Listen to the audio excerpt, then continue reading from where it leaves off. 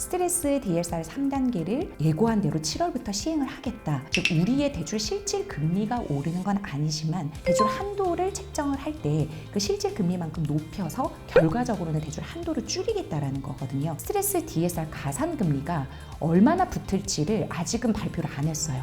수도권에는 좀 더 많이 붙을 것 같아요. 그러면 가산금리가 더 붙는 만큼 수도권에서는 대출 한도가 줄어들고 더 대출 받기가 어려워지겠죠. 그런데 그게 최하 1.5고요. 최상으로는 한 3% 정도도 예상을 해볼 수가 있는데 정확한 가산금리가 얼마나 될지는 4, 5월 되어서 그래 은행 규정 나오는 거 보고 움직이시면 될 것 같습니다. 안녕하세요. 반갑습니다. 풀팩의 상급지로 가는 대출력의 저자 풀팩 강현옥 대표라고 합니다. 전직 은행원 출신이고요. 1, 2, 3금융 전부 다 협업하여 여러분들에게 대출 상담과 그리고 강의 그리고 컨설팅 진행하고 있는 대출 여신 상담가라고 보시면 되겠습니다.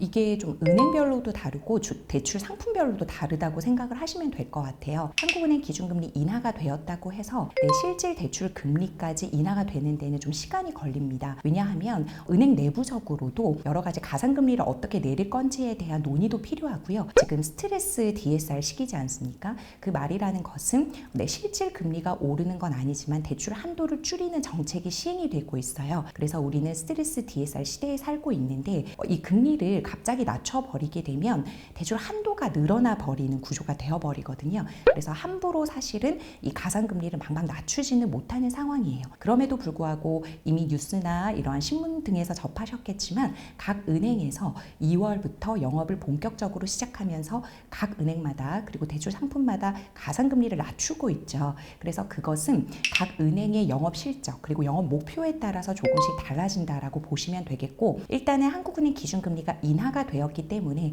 내 변동금리에도 이제는 영향이 되어서 실질적으로 여러분들이 대출을 실행하시고 연장하실 때 변동금리가 내려가는 것은 체험을 하실 수가 있습니다. 이게 이제 가계부채 관리 방안이 2월 27일 날 나오지 않았습니까? 거기 보면 사실은 지금 이렇게 한국은행 기준금리 인하 기조가 있는데 왜 오히려 디딤돌 대출과 버팀목 이러한 대출이 왜 오르느냐에 대한 의문이 되게 많습니다. 사실 이러한 대출은 서민 실수요자에게 주는 정책성 대출이잖아요. 사실은 우리가 지금 대출 총량 규제 시대에 살고 있기 때문에 이 정책성 대출 또 대출 총량에 들어가는 대출인 거예요. 작년에 이 대출 총량의 이 디딤돌 대출이라든지 또는 보금자리론이나 사실은 신생아 특례 같은 경우에는 많은 증가량이 있지는 않았지만 디딤돌 대출 같은 경우에는 증가량이 상당했습니다. 그래서 전체적으로 이 대출 총량에 영향을 준 대출이었다고 판단을 하기 시작했습니다. 그래서 이 디딤돌 대출과 버팀목 대출을 그냥 총량에 포함이 되는데 아예 포함을 안 시키면 모르겠는데 포함이 되는데 이렇게 내버려 둘 수는 없는 거예요. 왜냐하면 수요가 몰리면 그만큼 대출 총량이 늘어나 버리기 때문에. 그런데 사람들이 이렇게 대출을 찾는 이유는 대출 총량뿐만이 아니라 금리가 낮으면 사실은 대출을 받으려고 하잖아요. 근데 디딤돌 대출 같은 경우에는 우대금리를 적용하면 2% 초반 그리고 1% 후반대도 나가시는 분들이 있었단 말이에요. 그런데 이제 은행 대출 같은 경우에는 지금 4%대로 형성이 많이 되고 있고 그리고 부수거래를 통한 우대금리를 받으면 3%대 받고 계시는데 그런 분들은 사실 되게 적어요. 그러면 디딤돌 대출이랑 비교를 해봤을 때 디딤돌 대출 금리가 시중은행 금리보다 반 이상 저렴한 거예요. 그러니까 6억 원이나 이제 5억 원 미만의 집을 살 때는 은행 재원 대출보다 사람들이 사실 정책성 대출을 알아보기 시작했고 그로 인해 수요가 몰리니까 당연히 디딤돌 대출에 대한 총량도 늘어나게 되는 거죠.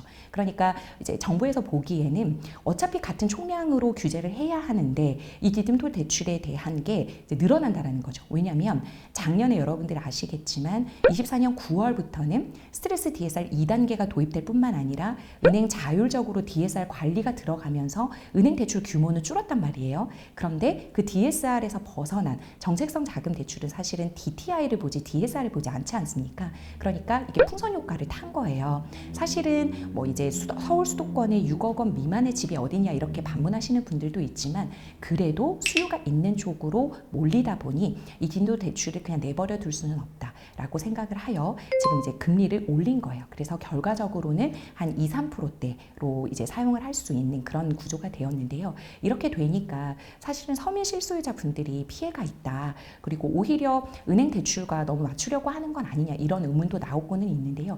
전체적으로 우리나라가 이번에 가계대출 규제 관리 방안에 이 대출의 증감 자체를 경제성장률 한 3.8% 밑으로 하겠다고 발표를 했기 때문에 거기에 일환으로 딩돌 대출도 금리를 좀 올려서 대출 총량 규제에 포함시켰다 이렇게 보시면 될 것 같습니다.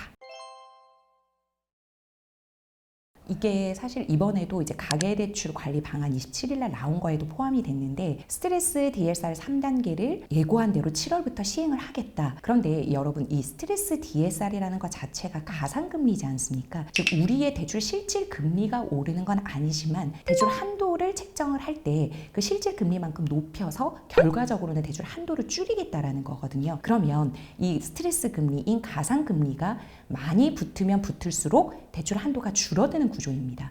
지금 스트레스 2단계 상황에서는 수도권에서는 1.2%의 가상금리가 붙어서 대출 한도가 줄어서 나가고 있고요. 뭐 지방이라든지 비수도권 같은 경우에는 0.75% 변동 대출 기준으로요. 그렇게 해서 줄여서 나가고 있는데요.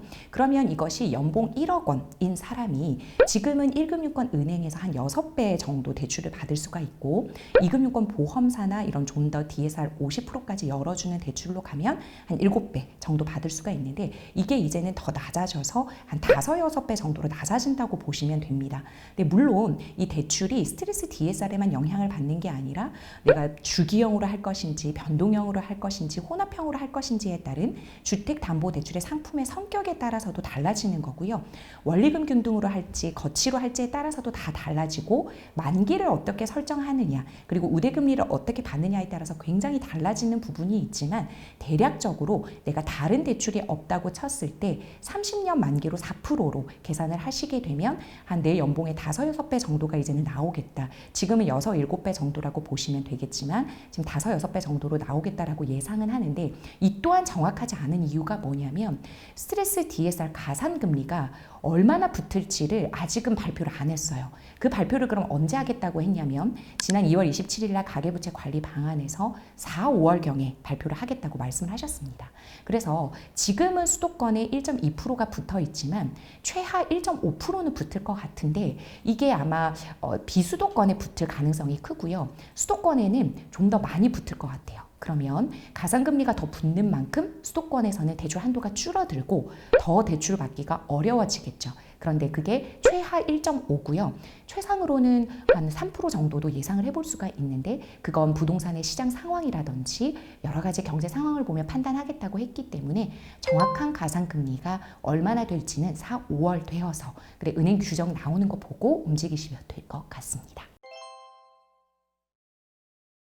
저는 항상 대출이라는 건 이제 대출력이라고 제가 표현을 하는데요. 대출 활용 능력의 줄임말이거든요. 그러니까 무작정 대출을 내서는 절대로 안 됩니다. 연끌을 해서도 이제 더더욱 안 되고 사실은 어차피 스트레스 DSR 범위 내에서 나오기 때문에 연끌을 하고 싶어도 많은 대출을 가져가지 못하는 구조로 되어 있지만 더더욱 내가 대출을 내는 이유를 한 번 더 생각을 해보셔야 합니다.